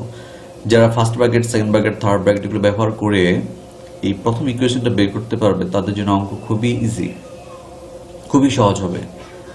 তবে সার্কিট থেকে সরাসরি এই ধরনের ইকুয়েশন তৈরি করতে গিয়ে যদি তোমার একটু এদিক ওদিক মনোযোগ হেরফের হয়ে যায়, ভুল হয়ে যায়, তাহলে আলটিমেটলি সব ভুল হয়ে যাবে। যা যা প্রশ্নে বের করতে বলেছে, কারেন্ট বলো, শাখা ভোল্টেজ বলো, শাখা কারেন্ট, পাওয়ার, সব ভুল হয়ে যাবে। কারণ এই মোট রেজিস্ট্যান্স থেকেই, এই মোট রেজিস্ট্যান্স বের করার পর এখান থেকে মোট কারেন্ট থেকে শাখা কারেন্ট, পাওয়ার, সবগুলো এটার সাথে রিলেটেড। এই জন্য বি কেয়ারফুল। তোমরা যারা শিক্ষার্থী আছো অবশ্যই মোট রেজিস্ট্যান্স বের করার সময় অবশ্যই লক্ষ্য করবে। তো আসো আমরা কার সাথে কে সিরিজ, কার সাথে কে প্যারালাল একটু দেখে নেই। ছবিতে দেখতে পাচ্ছ 3 এবং 6 প্যারালাল। ওকে, 3 প্যারালাল 6, প্যারালাল চিহ্ন এরকম তোমরা ম্যাথমেটিক্স দেখেছো নিশ্চয়ই, সমান্তরাল দুটো লাইন, ভার্টিক্যাল লাইন। 3 এবং 6 প্যারালাল, এই পার্টটার সাথে আবার 18 সিরিজ। তোমরা জানো সিরিজ হলো অ্যাডিটিভ, যোগ করতে হয়। তাহলে 3 প্যারালাল 6 প্লাস 18, এই পুরো পার্টটা বোঝানোর জন্য আমরা একটা ফার্স্ট ব্র্যাকেট ব্যবহার করেছি। এই 3টা রেজিস্টার 3, 6, 18, এই পুরো পার্টটার সাথে আবার 5 প্যারালাল। তাহলে পুরো পার্টটাকে ফার্স্ট ব্র্যাকেটে রেখে তার সাথে প্যারালাল করেছি 5। একটু দেখো ভালো করে, পুরো পার্টটা ফার্স্ট ব্র্যাকেটের সাথে প্যারালাল 5। তাহলে আমরা এই 4টা মিলে পেলাম রেজিস্ট্যান্স। এই 4টার সাথে আবার 8 হচ্ছে সিরিজ। তাহলে পুরোটাকে আমরা বোঝানোর জন্য ব্র্যাকেট আর ব্যবহার করার প্রয়োজন হবে না, কারণ পুরো পার্টটা তো এইটুকুটা, এটার সাথে 8 যোগ করে দিলেই হবে, আর ব্র্যাকেটের দরকার নেই। তোমরা হয়তো ভাবতে পারো যে পুরোটা বোঝানোর জন্য এখানে একটা থার্ড ব্র্যাকেট, এখানে একটা থার্ড ব্র্যাকেট, তার প্লাস 8 লিখো, চলবে। অথবা এভাবে লিখলেও কোনো সমস্যা নেই। অথবা আমাদের এই কোয়েশনে এই দুই প্রান্তে যে আমরা থার্ড ব্র্যাকেট ব্যবহার করেছি এটা না ব্যবহার করলেও চলতো। ওকে, আমাদের ইকুয়েশন হয়ে গেল। আমরা এখন প্যারালাল সিরিজ কিভাবে করতে সেগুলো দেবো। 3 এবং 6 প্যারালাল, তার থেকে কিভাবে 2 আসলো? ওই যে এই 3 এবং 6তে আমরা কিভাবে সমতুল্য রেজিস্ট্যান্স পাবো, যে 1/R = 1/R1 প্লাস 1/R2, এইভাবে। দুটি রেজিস্টার ক্ষেত্রে আমি সহজে একটু তোমাদের বোঝার সুবিধার্থে বলে দিই। দুটো রেজিস্টার প্যারালাল যদি হয় তাদের মান বের করার সহজ কৌশলটা হচ্ছে এই দুটির গুণ, মানে ভগ্নাংশের উপরে লবে এই দুটোর গুণ, আর নিচে হবে হরে হবে এই দুটির যোগ। তাহলে বলো তো এই 3 এবং 6 এর গুণফল কত? 18, সেটা যাবে লবে। আর হরে হবে এই দুটোর যোগফল কত? 9। তাহলে উপরে 18, নিচে 9, ভাগ করে দাও 2 আসে। এটা দুটো রেজিস্টার প্যারালাল ক্ষেত্রে সূত্রটি খুব সহজ, উপরে গুণ নিচে যোগ। ওকে, 2 পেলাম এখান থেকে। 18 তো 18 জায়গায় আছে, 5, 8। পরের লাইনে দেখো এই দুটো যোগফল হচ্ছে 20। যদি আমি একটা লাইন স্কিপ করেছি, দুটো যোগফল দেখাইনি। 18 এবং 2 যোগ করলে 20 হয়। তাহলে 20 আর 5, 20 এবং 5, 20 এবং 5 প্যারালাল করলে কত হয়? তাহলে যদি উপরে গুণ নিচে যোগ, 20 এবং 5, 20, 5 গুণ করলে হয় 100, আর হরে হচ্ছে 20 এবং 5 যোগ করলে হয় 25। তাহলে 100কে 25 দিয়ে ভাগ করলে হয় 4। তাহলে এইটুকু দিয়ে পেলাম 4, আর 8 হচ্ছে এই যে 8, সবশেষে 8 আর 4 যোগ করলে 12। তাহলে এ এবং বি প্রান্তে যে আমাদের এই প্রান্তের মধ্যে যে 5টা রেজিস্ট্যান্স আছে, সেই 5টা রেজিস্ট্যান্স মিলে মোট বাধা দিচ্ছে সার্কিটে, অর্থাৎ এ এবং বি পয়েন্টে 12 ওহম। তাহলে 5টা রেজিস্ট্যান্সের পরিবর্তে 5টা রেজিস্ট্যান্স আমরা ফেলে দিই, এ এবং বি পয়েন্টে 5টা রেজিস্ট্যান্স আমরা ছুঁড়ে ফেলে দিই, এবং এ এবং বি পয়েন্টে যদি 12 ওহম শুধু একটা রেজিস্টার ব্যবহার করি, তাহলে ব্যাপারটা হচ্ছে এরকম, এই 12 ওহম একটা রেজিস্ট্যান্স 5টা রেজিস্ট্যান্স সমতুল্য, সমান সংখ্যায় সমান নয়, বাট তার মান ভ্যালুতে সমান। এখন আমাদের মোট কারেন্ট বের করতে হচ্ছে, মোট রেজিস্ট্যান্স বের করলে মোট কারেন্ট বের করতে হবে। কারণটা হচ্ছে এই মোট কারেন্টই বিভিন্ন শাখায় বিভাজিত হয়ে যাবে। মোট কারেন্ট বের করলে আমরা শাখা কারেন্ট বের করতে পারবো, শাখা কারেন্ট জানলে আমরা শাখা রেজিস্ট্যান্স যেগুলো আছে সেই শাখা কারেন্ট এবং শাখা রেজিস্ট্যান্স গুণ করে তাদের ভোল্টেজগুলো বের করতে পারবো, যার কারণে আমাদের মোট কারেন্টগুলো বের করতে হচ্ছে। তো আমরা কারেন্টের সূত্র কি, I সমান V বাই R, V হচ্ছে অ্যাপ্লাইড ভোল্টেজ 60 ভোল্ট, এই যে এ বিতে যেটা দেওয়া আছে, এবং এ বিতে আমরা আর এ বিতে রেজিস্ট্যান্স পেয়েছি কত 12, তাহলে V হচ্ছে 60, রেজিস্ট্যান্স হচ্ছে 12, কারেন্ট হচ্ছে VAB বাই RAB 5 অ্যাম্পিয়ার। 60কে 12 দিয়ে ভাগ করলে 5 অ্যাম্পিয়ারই হয়। এখন আমাদের এই রেজিস্টারগুলো যে ভোল্টেজ ড্রপ বের করতে হবে। শুরুতে আছে এখানে ভোল্টেজ ড্রপটি আমি কেন ব্যবহার করলাম, কারণটা হচ্ছে একটু জিনিস লক্ষ্য করো। আচ্ছা ধরো এই মোট কারেন্ট 5 অ্যাম্পিয়ার এই দিক দিয়ে ঢুকছে এ পয়েন্ট দিয়ে, এবং বি পয়েন্টে বের হয়ে যাচ্ছে। তোমরা বলো তো এই পয়েন্টে যদি 5 অ্যাম্পিয়ার কারেন্ট ঢুকে বি পয়েন্টে কতটুকু কারেন্ট বের হয়ে যাবে? 5-এর বেশি না 5-এর কম না 5-এর সমান? অবশ্যই 5-এর সমান, 5 অ্যাম্পিয়ার বের হয়ে যাবে, কারণ অন্য কোনো রাস্তা নেই। কারেন্ট এমনও বিষয় না যে পানির মতো ভ্যাপার হয়ে উড়ে যাচ্ছে, কারণ রাস্তা একটা, প্রবেশ করবার বের হওয়ার রাস্তা আরেকটা। হ্যাঁ, ভিতরে অনেক গলি অনেক রাস্তা আছে, সেটা কিভাবে কারেন্ট আলাদা আলাদা হয়ে বিভাজিত হয়ে অংশ বিশেষ ভাগ হয়ে যাচ্ছে সেটা নির্ভর করছে এই শাখাগুলোর রেজিস্ট্যান্সের উপরে। যে শাখার রেজিস্ট্যান্স বেশি সেই শাখাতে কারেন্ট কম যাবে, যে শাখার রেজিস্ট্যান্স কম সেটাতে বেশি যাবে। এভাবে আবার এরা যুক্ত হয়ে এভাবে 5 অ্যাম্পিয়ার হয়ে বের হয়ে যাবে। তাহলে খুব সহজে বোঝা যাচ্ছে এই 8 ওহম দিয়ে 5 অ্যাম্পিয়ার কারেন্ট যাচ্ছে। তাহলে এখানকার ভোল্টেজটা ভি বিডি বা ডিবি যেটাই বলো না কেন, ভিডিবি সমান হচ্ছে রেজিস্ট্যান্সের মান ইন্টু এদিক দিয়ে যে কারেন্ট হচ্ছে তার। তো এটার মান হচ্ছে 8, আর ওই শাখাতে কারেন্ট হচ্ছে 5 অ্যাম্পিয়ার। তাহলে আমাদের রেজিস্ট্যান্স ইন্টু কারেন্ট গুণ করলে আমরা ভোল্টেজ পাচ্ছি 40 ভোল্ট। যদি আমরা সাইড নোট দিতে পারি নাও দিতে পারি, ভোল্টেজ ড্রপ অ্যাক্রস 8 ওহম বা at 8 ohm, 8 ohm voltage drop 40 volt বের করলাম। ওকে, তাহলে দেখো এখানে যদি আমরা দুইটা যদি শাখা ভাবে, একটা হচ্ছে এ এবং ডি পয়েন্টে এগুলো, আর একটা হচ্ছে ডি আর বিতে। কারণ এ আর ডিতে যে রেজিস্টারগুলো আছে সেটার সাথে কিন্তু ডিবি এটা সিরিজে। তো সিরিজে আমরা বলেছিলাম যে ভোল্টেজ বিভাজিত হয় এমনভাবে যে সেই ভোল্টেজগুলো যোগ করলে মোট ভোল্টেজ পাওয়া যায়। তো এখানে ভোল্টেজ পেলাম 40 ভোল্ট। তাহলে বলো তো এ এবং ডিতে কতটুকু ভোল্টেজ হবে? বাকিটা, কারণ মোট ভোল্টেজ 60 ছিল, কারণ দুটো পয়েন্ট এ এবং ডি একটা আর ডি আর বিতে একটা, কারণ 2 পয়েন্ট সিরিজে। এর ভিতরে কারা কীভাবে আছে সেটা আমরা এখন আপাতত না ভাবি। তাহলে ভি ডিবি অর্থাৎ এই পয়েন্টে ভোল্টেজটা পেলাম 40 ভোল্ট, তাহলে ভি এডিতে হবে 20 ভোল্ট, বাকিটা এই যে 20 ভোল্ট ভি এডি। এখন এই ভোল্টেজ এখানে কতটুকু বিভাজিত হচ্ছে এবং এ আর এই পয়েন্টে কতটুকু বিভাজিত সেটা জানতে হবে। এটা ভোল্টেজ ডিভাইডার রুলস ব্যবহার করা যাবে। ঠিক আছে, এখন আমরা এ ডি পয়েন্টে পেলাম হচ্ছে 20 ভোল্ট, সেই 20 ভোল্ট এখানে কতটুকু বিভাজিত সেটা দেখি। তাহলে বলো তো এখানে 18 ভোল্ট আর এই দুটো মিলে কত ভোল্ট? সরি, এখানে 18 ওহম, এই 3 আর 6 কত ওহম? 2 ওহম। তাহলে এ আর সি এই বিন্দুতে 2 ওহম আছে, আর সি আর ডিতে আছে 18 ওহম। এখানে সমতুল্য কত? 2 ওহম, এখানে 18 ওহম। তাহলে এই এ এবং ডিতে যে ভোল্টেজটা আমরা পেলাম 20 ভোল্ট, এই যে 20 ভোল্ট, সেই 20 ভোল্টের 18 ওহমে কতটুকু বিভাজিত হবে, 2 ওহমে কতটুকু বিভাজিত হবে, সেটা হচ্ছে ভোল্টেজ ডিভাইডার রুলস থেকে আমরা জানবো। ওকে, তাহলে 18 ভোল্টে বিভাজিত হবে ভোল্টেজ, সেটা হচ্ছে সূত্রটা মনে আছে কিনা আমি জানি না, ইনপুট ভোল্টেজ ইন্টু এই রেজিস্ট্যান্স বাই টোটাল রেজিস্ট্যান্স। তাহলে আমাদের এই 2 পয়েন্টের ভোল্টেজ হচ্ছে 20,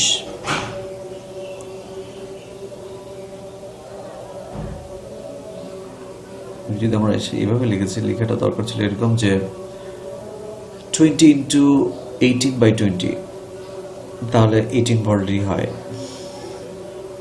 20 ইন্টু 18/20, এই 20টা হচ্ছে মোট ভোল্টেজ, 18 হচ্ছে এটার রেজিস্ট্যান্স বাই 20 হচ্ছে এটার মোট রেজিস্ট্যান্স, 18+2 টোটাল, এইভাবে 18 ভোল্ট হয়।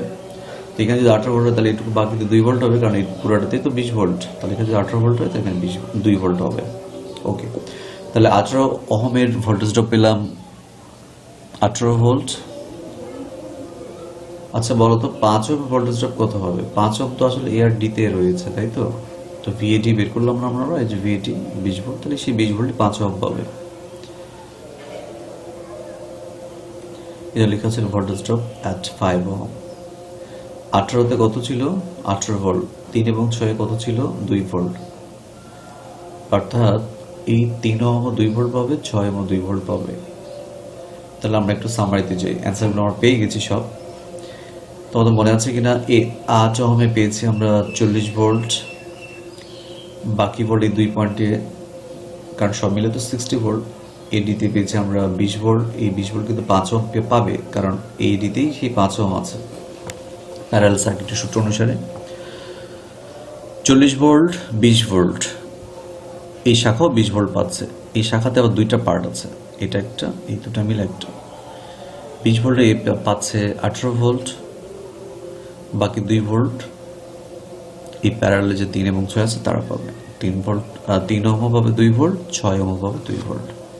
তাহলে এইভাবে আমরা 5টা রেজিস্টরের যে ভোল্টেজ আলাদা আলাদা আমরা বলতে পারছি। ওকে, এগুলো আমাদের টেক্সট বইয়ের সাথে রিলেটেড না, তারপর আমি এই চ্যাপ্টারের সাথে রিলেটেড বলে দুটি উদাহরণ টেনেছি। এখন আমরা বইয়ের কিছু উদাহরণ দেখব। 3 নম্বর উদাহরণ তোমাদের টেক্সট বই থেকে প্রবলেমটি নেওয়া। 1 এবং 2 আমরা একটু জটিল করে বলেছি আলোচনা, যদিও তোমাদের বোর্ড পরীক্ষাগুলোতে এই চ্যাপ্টার অঙ্কগুলো এত জটিলভাবে হবে না। এই ছোট ছোট এই ধরনের সার্কিট দিবে, সার্কিট দিয়ে কারেন্ট, মোট রেজিস্ট্যান্স, শাখা কারেন্ট এগুলো বের করতে বলবে। আচ্ছা, আমাদের উদাহরণ 3-এ কি বের করতে বলছে একটু পড়ি আমরা প্রশ্নটা। ক্যালকুলেট দ্য টোটাল কারেন্ট, মোট কারেন্ট বের করতে হবে। মানে যে এই 2.60 ভোল্ট ব্যবহার করছি, এই দিক দিয়ে কতটুকু কারেন্ট যাচ্ছে, যে শাখাগুলোতে বিভাজিত, আবার কতটুকু ওই কারেন্ট কতটুকু ব্যাটারি নেগেটিভ প্রান্তে প্রবেশ করবে। মোট current, voltage drop across the resistance 5 ohm. এখানে 5 ওহমের রেজিস্ট্যান্স দেখতে পাচ্ছ কোথায়? এই যে R2, এখানে ভোল্টেজ ড্রপ বের করতে হবে। এই R2-তে কতটুকু বিভব পতন হচ্ছে, এবং total power of the following circuit, এই সার্কিট টোটাল পাওয়ার কতটুকু কনজিউম হচ্ছে, মানে প্রত্যেক রেজিস্টরে কতটুকু পাওয়ার ব্যবহার হচ্ছে। আর টোটাল বলতে বোঝানো হচ্ছে যে সব রেজিস্টর মিলে যতটুকু পাওয়ার সেটার যোগফল। ওকে, একটা রেজিস্টরের বিভব বের করতে চাইলে কি কি তথ্য জানতে হয় মনে আছে কি? একটা রেজিস্টরের ভোল্টেজ ড্রপ বের করতে চাইলে সেই রেজিস্টরের মান বা সেই শাখার মান, রেজিস্টরের মান যেমন 5 দেওয়া আছে, এবং এই শাখাতে কতটুকু কারেন্ট যাচ্ছে সেটা জানতে হবে। অর্থাৎ I এবং R জানলে V বের করা যাবে, V সমান IR, এভাবে।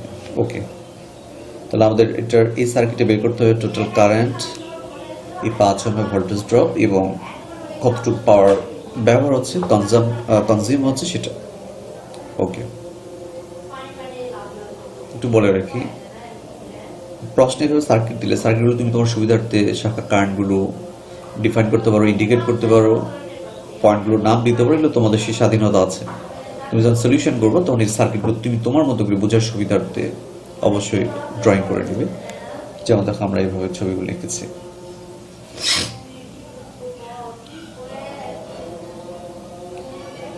যদিও এখানে মোট কারেন্ট আইটা ইন্ডিকেট করা হয়নি, এটা ভুল হয়ে গেছে আসলে। এখানে মোট কারেন্ট আইটা দেখাতে পারো, আইটি আর আইটি অ্যারো চিহ্ন, এখানে একটা আইটি দেওয়া দরকার ছিল, হয়তো আমার একটু ভুল হয়ে গেছে, সরি। ওকে, আমাদের প্রশ্ন অনুযায়ী দেখো V2, এই যে এটার ভোল্টেজ ড্রপটা বের করতে জন্য V2-তে ডিফাইন করেছি, এই শাখাতে কতটুকু কারেন্ট আছে সেটা I2-তে দেখিয়েছে, বাকি কারেন্ট কতটুকু ওগুলোতে যাচ্ছে সেটা I1 দেখানো হয়েছে। আচ্ছা, আমরা এই ফিগার, এই ছবি অনুযায়ী আমরা একটু কথাগুলো বলে নিই। অ্যাপ্লাইড ভোল্টেজ সেটা VT দেখিয়েছি, VT সমান 60 ভোল্ট, T দিয়ে বোঝানো হয়েছে টোটাল ভোল্টেজ, টোটালের T, সাবস্ক্রিপ্ট যেটা T দেখতে পাচ্ছ এটা হচ্ছে আমাদের টোটালের T ব্যবহার করছি, VT সমান 60 ভোল্ট। ওকে, টোটাল রেজিস্ট্যান্স RT বোঝাচ্ছি। বলো, এই যে কয়টা, 1টা 2টা 3টা 4টা 5টা রেজিস্টর আছে, এদের সমতুল্য মোট রেজিস্ট্যান্স আর কিভাবে হবে? তো এই মোট রেজিস্ট্যান্স বের করতে চাইলে কে কার সাথে সিরিজ, কে কার সাথে প্যারালাল রুট খেয়াল করতে হবে। আমরা টোটাল রেজিস্ট্যান্স আর টির ইকুয়েশনটা বানাবো।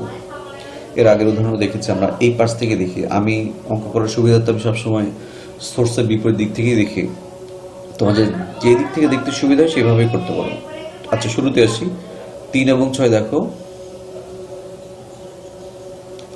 3 এবং 6 প্যারালাল, তাহলে আমরা 3 প্যারালাল 6 লিখবো। এই পার্টটার সাথে আবার 18 সিরিজ, তাই না? তাহলে 3 প্যারালাল 6 প্লাস 18, বাস এই তিনটা মিলে আমরা পেলাম। কোথা থেকে?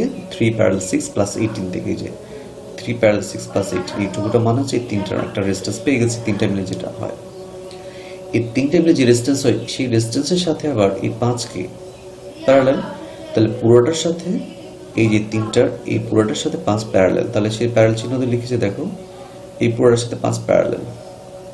ওকে, এইটুকু লেখার পরে আমরা এই 4টা রেজিস্ট্যান্সের মান পেলাম। 4টা, এই 4টা পুরো পার্টটার সাথে আবার 2 সিরিজ, সিরিজ মানে যোগ 2 দিলাম। ওকে, 3 আর 6 তে আমরা 2 পাই।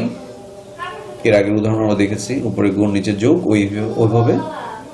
তারপর 18 প্যারালাল 5 2। আচ্ছা, 18 আর 2 থেকে আবার 20 পেলাম। 20 আর 5 থেকে 20, 18 2 মিলে 20 হয়। 20 এর সাথে 5 প্যারালাল, তাহলে উপরে গুণ মানে হচ্ছে 100, নিচে যোগ মানে 25। এভাবে আমরা 4 পাই। 2 প্লাস 18 প্যারালাল 5 থেকে 4 পাই, এবং একটু হচ্ছে এটা। ওকে, যদি এখানে দেখিয়েছে, আচ্ছা ভুলে গেছি আমি। হ্যাঁ, এই যেভাবে এই লাইন থেকে এই লাইন, আসলে এই লাইন থেকে এই লাইন। এভাবে আমরা এই সার্কিটের মোট রেজিস্ট্যান্স আরটি 6 ওহম পেলাম। তো মোট রেজিস্ট্যান্স 6 ওহম পাইলাম, মোট ভোল্টেজ ভিটি সেটাও জানা, মোট রেজিস্ট্যান্স আরটি কেবলই বের করে ফেললাম 6 ওহম। তার মোট কারেন্ট বের করবো। আমাদের প্রশ্নে দেওয়া ছিল মোট কারেন্ট কত। ওকে, একটা অ্যান্সার আসছে, এখনই চলে আসবে। টোটাল কারেন্ট আইটি হচ্ছে ভিটি বাই আরটি, ওহমের সূত্র। ওহমের সূত্র কিন্তু বারবারই আসছে, কারণ ওহমের সূত্রে 3টা প্যারামিটার ভি, আই এবং আর, এই 3টে নিয়েই ওহমের সূত্র। 10 অ্যাম্পিয়ার, তাহলে সার্কিট যে আমরা অ্যাপ্লাইড ভোল্টেজ বা ইএমএফ যে 60 ভোল্টেজ একটা বৈদ্যুতিক সোর্স ব্যবহার করছে 60 ভোল্ট, এই সার্কিটে কতটুকু কারেন্ট ডেলিভার করছে? 10 অ্যাম্পিয়ার। মানে এটা যে একটা ব্যাটারি প্লাস বা পজিটিভ প্রান্ত থেকে 10 অ্যাম্পিয়ার কারেন্ট বের হচ্ছে।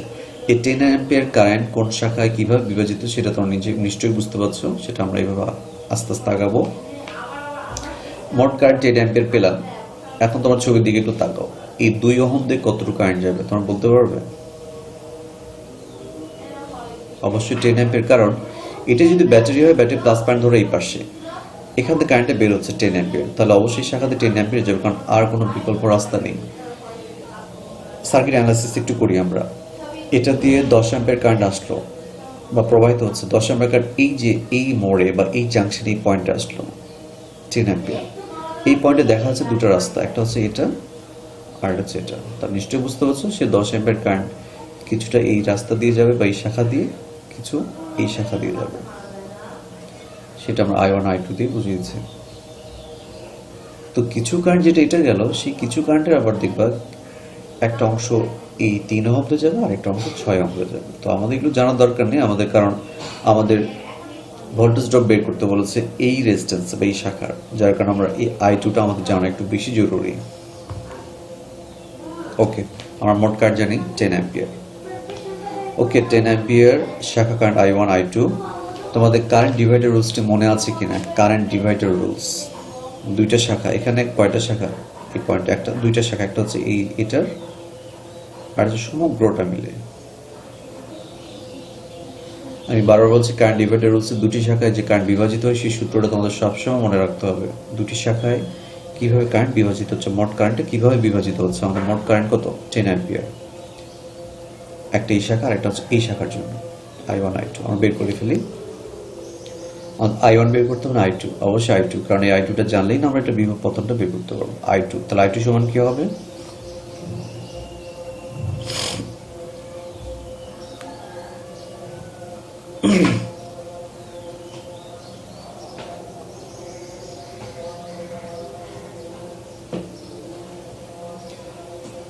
আচ্ছা, এটা অন্যভাবে করা হয়েছে, I2টা বের করা হয়নি। I2টা চাইলেই বের করা যাবে কিভাবে একটু আমি তোমাদের বলে দিই।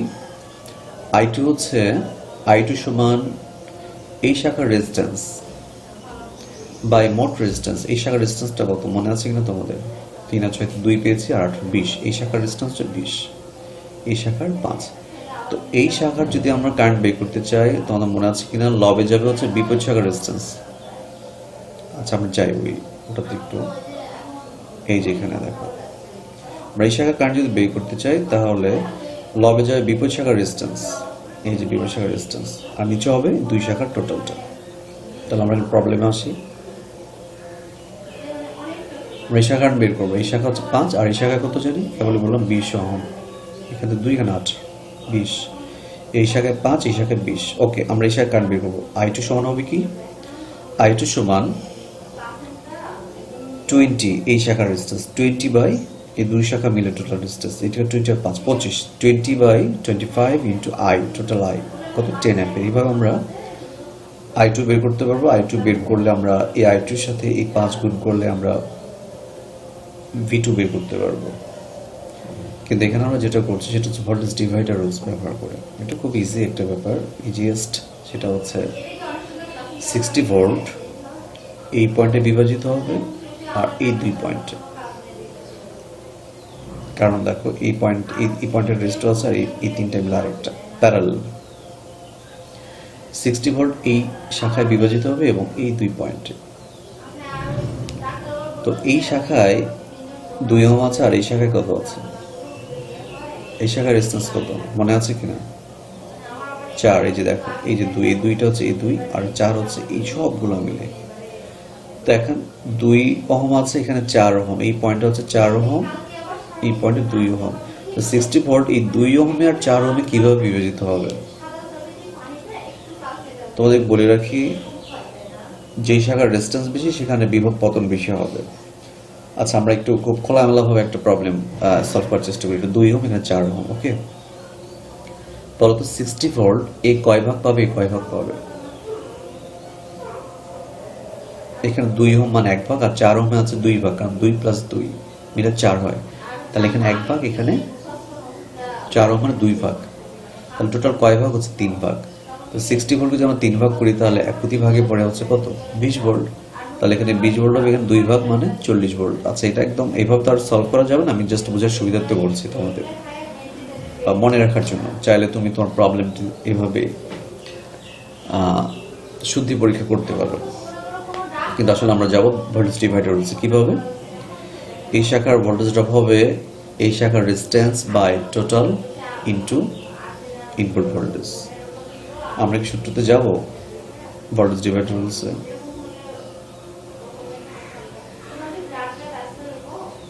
এই যে ভোল্টেজ ডিভাইডার রুলস, এই শাখার ভোল্টেজ ড্রপ V1 সমান কি হচ্ছে, মোট ভোল্টেজ এই যেটা ইনটু R1 বাই R। এই R1টা কি, যার ভোল্টেজ ড্রপ বের করবো যে শাখা সেটা, যদি এখানে R1টা আসে নাই, বাই টোটালটা এই যে টোটাল ডিস্টেন্স। তো আমাদের এখানে তো মাত্র 2টা শাখা, একটা হচ্ছে 4-এর, এই যে সব মিলে 4 আর 2, তাহলে শাখার ভোল্টেজ ড্রপ হবে 4/6, এই যে 4 আর 2 যোগ 6, 4/6 এখানে তাই লেখা হয়েছে আর কি, 4/6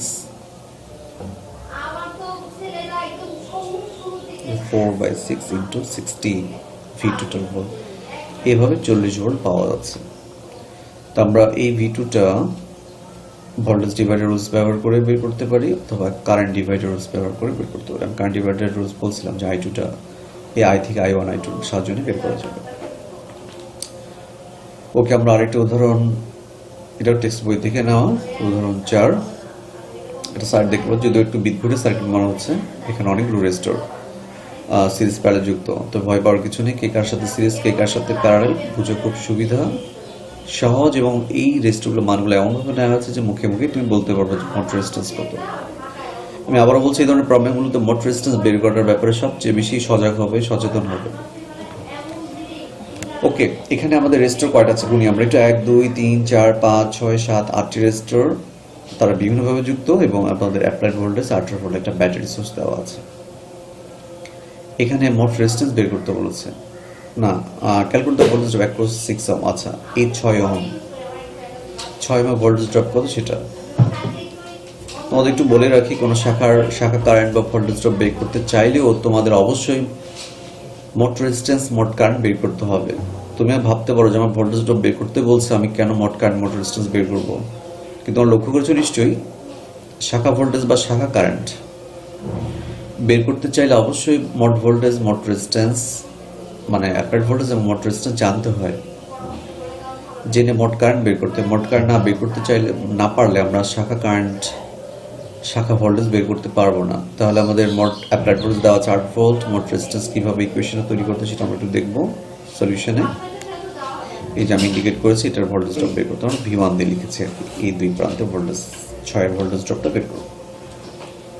আচ্ছা, আমাদের কি এই ফিগারটা যেটা দেখতে পাচ্ছি অ্যাপ্লাইড ভোল্টেজ 8 ভোল্ট, এই যে যেটা VT দিয়ে দেখিয়েছি, টোটাল রেজিস্ট্যান্স RT বের করবো। তো আমরা এই দিক থেকেই দেখি, সার্কিটের ডান পাশ থেকে, কে কার সাথে সিরিজ, কে কার সাথে প্যারালাল। বলো 15 এবং 7 কি, তার কিভাবে যুক্ত? সিরিজে। তাহলে আমরা লিখবো 15 যোগ 7। এই পার্টটার সাথে 22 কি, প্যারালাল।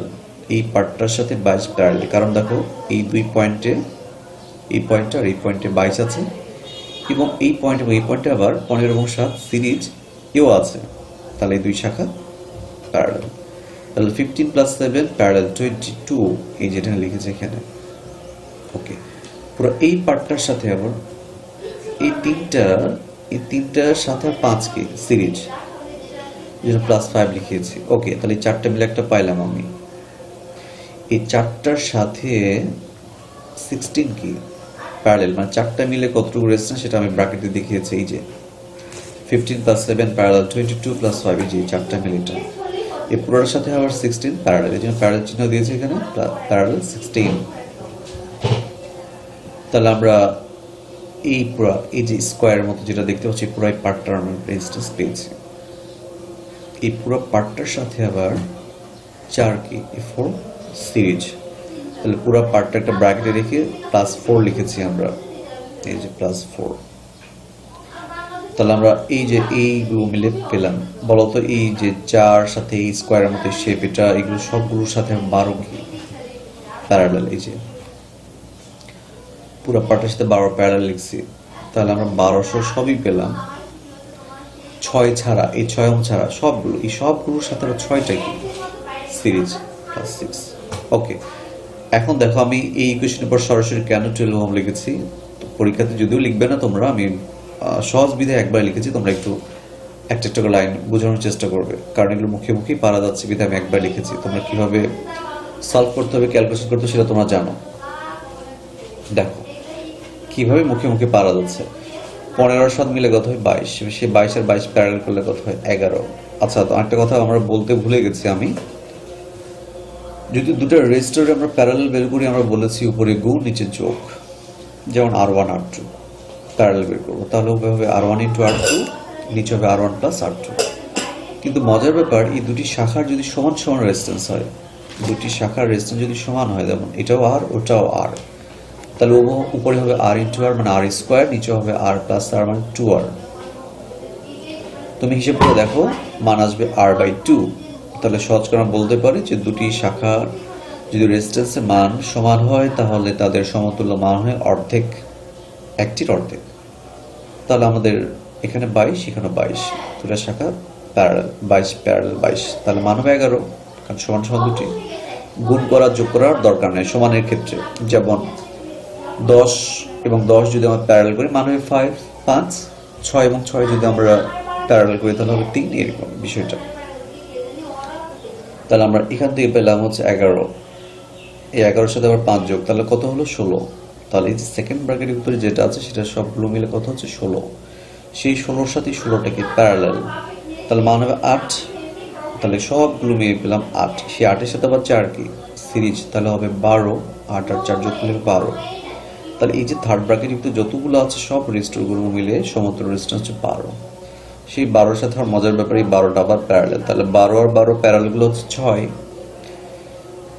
তাহলে এই সমগ্র, এই 6 ছাড়া এই সমগ্র রেজিস্টারগুলো, সব রেজিস্টারগুলো মান হচ্ছে 6। সেই 6-এর সাথে 6 আবার সিরিজ যোগ, মান হচ্ছে 12। মানে আমি এই জন্যই এই এত বড় একটা ইকুয়েশন মুখে মুখে 12 ওহম লিখেছি। তোমরা স্টেপ বাই স্টেপ করবে, লাইন আরো বাড়াতে হবে পরীক্ষার খাতায় লিখতে গেলে। আর তুমি যে একবার লেখা হয় বুঝে নেবো তুমি কারো ডানে বামে কাউকে দেখে সরাসরি 12 লিখেছো, অথবা বুঝে নেবো তুমি এক্সট্রাঅর্ডিনারি ট্যালেন্টেড একটি স্টুডেন্ট, তুমি একবার এটা লিখেছো। তবে আমরা এতটুকু বলবো, টিচার আর অলওয়েজ পজিটিভ। তোমরা এই লাইনের পর যদি 12 লিখে আমি বুঝে নেবো তুমি মুখে মুখে বের করেছো। কারণ দেখো এই সার্কিটের সংখ্যাগুলো এমনভাবে দেওয়া, কোনো ফ্র্যাকশন নাই, কোনো দশমিক নেই, সরাসরি পূর্ণ সংখ্যা আসছে, যার কারণে এই মুখে মুখে বলা গেছে। যদি 15 জায়গায় 23 থাকতো, 7 থাকতো, তুমি মুখে মুখে পারতে না, ক্যালকুলেটারে হেল্প লাগতো, দশমিক আসতো। ওকে, আমরা এখন টোটাল কারেন্ট বের করবো আইটি। তো আমরা টোটাল ভোল্টেজ, অ্যাপ্লাইড ভোল্টেজ জানি, টোটাল রেজিস্ট্যান্স কেবল বের করলাম 12, 8 জানি, 12 বের করলাম কেবল। আইটি হচ্ছে 8, ভিটি 8, আরটি হচ্ছে 12, এবং ভাগ করলে হচ্ছে 0.66 আসবে। যদি আমরা 2 ঘর পর্যন্ত নিয়েছি 67, তোমরা 2 ঘর পর্যন্ত রাখার চেষ্টা করবে, চাইলে 3 ঘরও নিতে পারো দশমিকের পরে, তবে আমি বলবো 2 ঘর হলে এনাফ। 0.666 আসছে, আমরা 0.67 অ্যাম্পিয়ার লিখেছি। দেখো এখন প্রশ্নকর্তা যিনি প্রশ্ন করেছেন উনি বেশ সহজটাই তোমাদের দিয়েছে। যদি এই 16 ওহমের ভোল্টেজটা বের করতে বলতো তাহলে অনেক জটিলতা আসতো, বা এই 5 ওহমের। তো তোমার বের করতে বলেছে 6 ওহম, এটা খুবই ইজি, কারণ এই ব্যাটারির পজিটিভ প্রান্ত, এটা টার্মিনাল ধনাত্মক প্রান্ত, এই ধনাত্মক প্রান্ত দিয়ে তো মোট কারেন্ট বের হচ্ছে, কিন্তু এই মোট কারেন্ট তো এই 6 এর মধ্যেই যাচ্ছে, যার কারণে আমাদের এই শাখা এই 6 এর আলাদা কারেন্ট বের করতে হয়নি বা হবে না, কারণ এই 6 ওহম দিয়ে মোট কারেন্টটাই যাবে। তাহলে আমরা খুব অনায়াসে এই 6 ওহমের ভোল্টেজটা বের করতে পারি কিভাবে, 6 ওহম ইন্টু এই যে কারেন্ট এর বিদ্যুৎ দিয়ে যাচ্ছে সেটা, এই বিদ্যুতে মোট কারেন্টটাই যাচ্ছে। তাহলে আমরা V1 সমান লিখছি 6 ওহম যে কারেন্ট যাচ্ছে, যে কেবল বের করেছে এখানে, ইন্টু ওর রেজিস্ট্যান্স, ওই শাখার রেজিস্ট্যান্স, দুটো গুণ করে 4 ভোল্ট পাওয়া যায়। এটা হচ্ছে আমাদের সেই কাঙ্ক্ষিত ফলাফল, যেটা আমাদের প্রশ্নে বের করতে বলেছে, যে 6 ওহমে ভোল্টেজ ড্রপ করতে, যে 6 ওহম। ওকে, আমরা এভাবে হাজারো প্রবলেম করতে পারবো, অনেক প্রবলেম তো আমাদের টেক্সট বই আছে। কিন্তু আমি এতটুকু বলবো, পরীক্ষার আগের রাতে বা 2 দিন আগে যখন তুমি রিভিশন দিবে, অবশ্যই একটা স্ট্যান্ডার্ড অঙ্ক রিভিশন দেওয়ার চেষ্টা করবে। একটা অঙ্ক শিখবে, শেখার মতো শিখবে, কারণ সেই অঙ্কটা যদি ভালোভাবে শিখতে পারো তাহলে সেই অঙ্কের মতো বাকি অঙ্কগুলো করা যাবে। কিন্তু তুমি যদি সাজেস্টিভ পড়তে চাও, 8টা 10টা অঙ্ক সাজেশনের মতো বের করে অনেকটা মুখস্থ করার মতো কিছু শিখো, আমি এতটুকু বলবো, পরীক্ষার খাতায় লিখতে গেলে তোমার ভুল হওয়ার সম্ভাবনা থাকবে, অথবা যদি যে 6-7টা শিখেছো সেখান থেকে যে প্রশ্ন ঘুরিয়ে ফিরিয়ে অন্যভাবে একটু কিছুটা সৃজনশীল টাইপের প্রশ্ন করে দেয়, তাহলে সেটি সলভ করতে পারবে না। এই জন্য আমি বলবো একটা অঙ্ক শেখার মতো শিখো, তাহলে হাজার অঙ্ক করতে পারবে। তোমাদের এই বইয়ে প্রায় অনেকগুলো অঙ্ক আছে, 60-70টার উপর অঙ্ক দেওয়া আছে। তো আমরা 4টি উদাহরণ শিখলাম। আচ্ছা, তোমাদের সুবিধাতে আরো একটি উদাহরণ আছে, সর্বশেষ উদাহরণ আমরা এটা আলোচনা করবো স্লাইডে, এই ভিডিও টিউটোরিয়ালসে, উদাহরণ 5। এই উদাহরণটা আমি টানতাম না, তবে এখানে একটা নতুন একটা সংযোজন ঘটেছে। দেখো, এই যে শর্ট করে দেওয়া হয়েছে এই ব্যাপার, এই জন্য আমি প্রবলেমটি দিয়েছি, যেন এই ধরনের সার্কিট নিয়ে তুমি এই যে 5টা উদাহরণ শিখে তুমি তোমার বইয়ের সবগুলো উদাহরণ করতে পারো বুঝে বুঝে। ওকে, আমাদের এই উদাহরণটাতে বলা হচ্ছে টোটাল রেজিস্ট্যান্স এবং টোটাল কারেন্ট, খুব ইজি। প্রত্যেকটা শাখার রেজিস্ট্যান্সগুলো দেওয়া আছে, মোট ভোল্টেজ দেওয়া আছে। তো সব রেজিস্ট্যান্সগুলো দেওয়া থাকে, তাহলে মোট রেজিস্ট্যান্স কীভাবে বের করতে হয় সেটা আমরা আগের উদাহরণগুলো দেখেছি। কিন্তু এখানে একটু বিড়ম্বনা বা এখানে একটু তোমাদের ভয় পাইয়ে দেওয়ার মতো ঘটনা ঘটিয়েছে। এখানে দেখো 60 এবং 40 এই দুটো রেজিস্ট্যান্স প্যারালালে যুক্ত, সাথে আবার মানে দুইটা রাস্তা, দুইটা শাখা। এখানে আরেকটা শাখা দিয়ে দিয়েছে, যেই শাখার কোনো রেজিস্ট্যান্স নাই, একটা শর্ট করে দেওয়া হয়েছে, পরিবাহী তার দিয়ে শর্ট করে দেওয়া হচ্ছে। আমরা পরিবাহী তারে যদি সামান্য রেজিস্ট্যান্স থাকে, তো 60 এবং 40 এদের তুলনায় আমরা এটাকে 0ই ধরতে পারি, মানে কোনো রেজিস্ট্যান্স নাই। তাহলে এই পয়েন্টে এবং পয়েন্টে কয়টা শাখা? আমরা অঙ্কে যাবো, আগে একটু আমরা সার্কিটটা অ্যানালাইসিস করি। 3টা শাখা, একটা হচ্ছে 60 ওহমের শাখা, একটা হচ্ছে শর্ট করে দেওয়া যেটার কোনো রেজিস্ট্যান্স নেই 0 ওহমের শাখা, আর একটা 40 ওহমের শাখা। তো যদি 3টা শাখা যদি প্যারালাল সূত্র, 3টা, একটা হচ্ছে 60 ওহম, 0 ওহম, 40 ওহম, 3টা যদি প্যারালাল সূত্র দিয়ে 1/R1 + 1/R2 + 1/R3 এই সূত্র দিয়ে করো, তোমরা দেখতে পাবা এই 2 পয়েন্টের রেজিস্ট্যান্স 0, মানে এখানে কোনো রেজিস্ট্যান্স নাই। যদি দুটো আছে, বাট এই শর্ট করে দেওয়ার জন্য এখানে রেজিস্ট্যান্স ভ্যানিশ। তাহলে বলো, এই শাখাতে শুধু রেজিস্ট্যান্সের অস্তিত্ব আছে এই 6 ওহমের, এরা ভ্যানিশ, এই শর্ট করে দেওয়ার জন্য। তাহলে এই ধরনের যদি আমরা সার্কিট দেখি এইভাবে শর্ট করে দেওয়া হয়, তাহলে যে দুই প্রান্ত শর্ট করে দেওয়া হয়েছে সেই দুই প্রান্তে যতগুলো রেজিস্টর থাক না কেন সেগুলো অটো রিমুভ করে ফেলতে পারবো আমরা।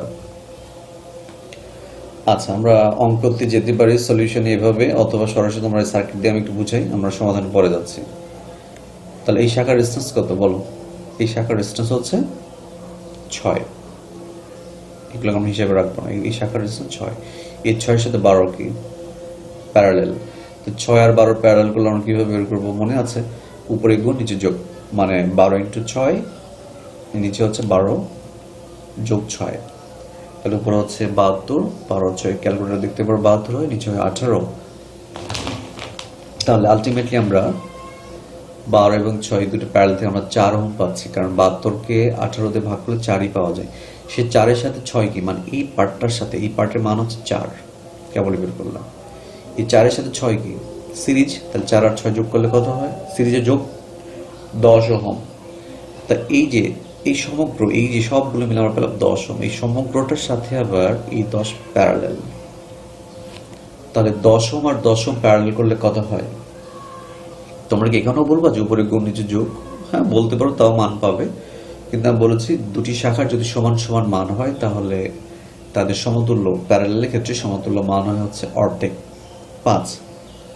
কারণ এটা হলো 10, আর এই যে সমগ্রগুলো আমরা বের করলাম 10 আর 10 প্যারালেল করলে হয় 5। প্রশ্ন ছিল মোট রেজিস্ট্যান্সে যে 5 ওহম। দেখো সার্কিট দেখে আমাদের খাতা কাগজ কলম নিয়ে প্রবলেম সলভ করতে হচ্ছে না, মুখে মুখে পারা যাচ্ছে। যদি তুমি এভাবে বেশি ভালো করে মনোযোগ সহকারে এই প্রবলেমগুলো শিখো, তাহলে তুমি সার্কিট দেখো কিছু কিছু মুখে মুখে সলভ করতে পারবে। আমি এই কথাটা এই কারণে বলছি, ভবিষ্যতে যখন তোমার চাকরি বাকরি পরীক্ষাগুলো দিবে, দেখবা কিছু কিছু প্রবলেম থাকে এমসিকিউ টাইপের, এরকম সার্কিট দিয়ে রেখেছে, অ্যান্সার বের করতে হবে, 4টা অপশন দেওয়া আছে, অ্যান্সার বের করতে হবে। তাহলে সেক্ষেত্রে তোমাকে তো খাতা কলম এগুলো পাবে না। তাহলে এবার সার্কিট দেখে দেখে মুখে মুখে ঝটপট বের করতে হবে। আর এভাবে যদি বের করার প্র্যাকটিসগুলো বেশি বেশি করতে পারো, তাহলে ব্রেনটা শার্প হবে, এবং যারা সার্কিট দেখে মুখে মুখে অ্যান্সার বের করতে পারছে তারা অবভিয়াসলি তারা লিখে অ্যান্সার বের করতে পারবে। এই জন্য আমি বারবার স্টুডেন্টদেরকে কিছুটা বেশি বেশি লাইন না বাড়িয়ে, বেশি বেশি রাফ না করে, কীভাবে দ্রুত সলভ করা যায়, ক্যালকুলেশন করা যায়, 2-একটা লাইন স্কিপ করা যায়, এই ব্যাপারে বেশি পরামর্শ দিই ব্রেনের শার্পনেস বাড়ানোর জন্য। দেখবা যারা দুর্বল স্টুডেন্ট তারা কোনো অঙ্ক সলভ করতে গেলে তারা লাইন বাড়ায়, ছোট ছোট ক্যালকুলেশনগুলো তারা খাতায় লিখে ফেলে। আর যারা শার্প তারা কিছু কিছু ক্যালকুলেশনগুলো মুখে মুখে করে ফেলে, যার কারণে সেগুলো আর দেখায় না। তাদের অঙ্ক করলে অঙ্ক ছোট হয়। যারা দুর্বল টাইপের স্টুডেন্ট, যারা একটু বোকাশোকা টাইপের স্টুডেন্ট, তাদের অঙ্কগুলো অনেক বড় হয়ে যায়। তবে তোমার ভেবো না অঙ্ক বেশি বড় করে করলেই শুধু ওই অঙ্ক দিয়ে টিচার বেশি নাম্বার দেবে। যারা ছোট করে করছে তাদের ছোট কম দেবে তা না। যারা ট্যালেন্ট মেধাবী স্টুডেন্ট তারা অঙ্ক ছোট করেই করে, এবং তোমার খাতাতে তোমার ট্যালেন্ট সিটটা বুঝাইতে হবে। টিচার যেন বুঝতে পারে যে এটা একটা ট্যালেন্টেড স্টুডেন্টের খাতা। এই ধরনের একটা তোমার অ্যাটিটিউড তোমার খাতাতে যেন থাকে, তোমার লিখনের মাধ্যমে যেন বোঝা যায় যে তুমি একটু শার্প এবং খুব ট্যালেন্টেড স্টুডেন্ট। ওকে, আমরা কথা না বাড়িয়ে আমরা প্রশ্ন যা চেয়েছি সেটা বের করতে পারছি না সেটা দেখি। টোটাল রেজিস্ট্যান্স আমরা কেবলই বের করলাম 5 ওহম। ওকে, টোটাল রেজিস্ট্যান্স যদি বের করতে পারি, টোটাল কারেন্ট অনায়াসে বের করা যাবে খুব সহজেই। কিভাবে? I সমান V/R, মানে RT। ভি হচ্ছে 150 ভোল্ট, RT হচ্ছে 5, এই মিলে হচ্ছে 150কে যদি 5 দিয়ে ভাগ করে 30 অ্যাম্পিয়ার হবে। আমাদের এই সলভটাতে এইভাবেই 30 অ্যাম্পিয়ার বের করা আছে সলিউশন। সার্কিটটা কেমন জানি বড়সড়, কিন্তু দেখো সলিউশনটা কত ছোট। ওকে, এরপরও তোমাদের এই চ্যাপ্টারে অতি সংক্ষিপ্ত আরো খুঁটিনাটি জিনিসগুলো পড়তে গেলে অনেকগুলো প্রশ্ন আসতে পারে। যে প্রশ্ন আসুক না কেন অবশ্যই টপিক রিলেটেড প্রশ্নগুলো করার চেষ্টা করবে। এই ভিডিওর শেষে কমেন্টে তুমি প্রশ্নগুলো ছোট ছোট করে দিতে পারো বোঝানোর মতো করে। আমি তোমাদের কমেন্টে যে প্রশ্নগুলো আছে সেগুলোর অ্যান্সার দেওয়ার চেষ্টা করব। তো সবাইকে অসংখ্য ধন্যবাদ, ভালো থাকবে, এবং এই ছুটির ভিতরে বাসায় সময়টাকে সঠিকভাবে ইউটিলাইজ করার চেষ্টা করবে। সবাই ভালো থেকো, আল্লাহ হাফেজ।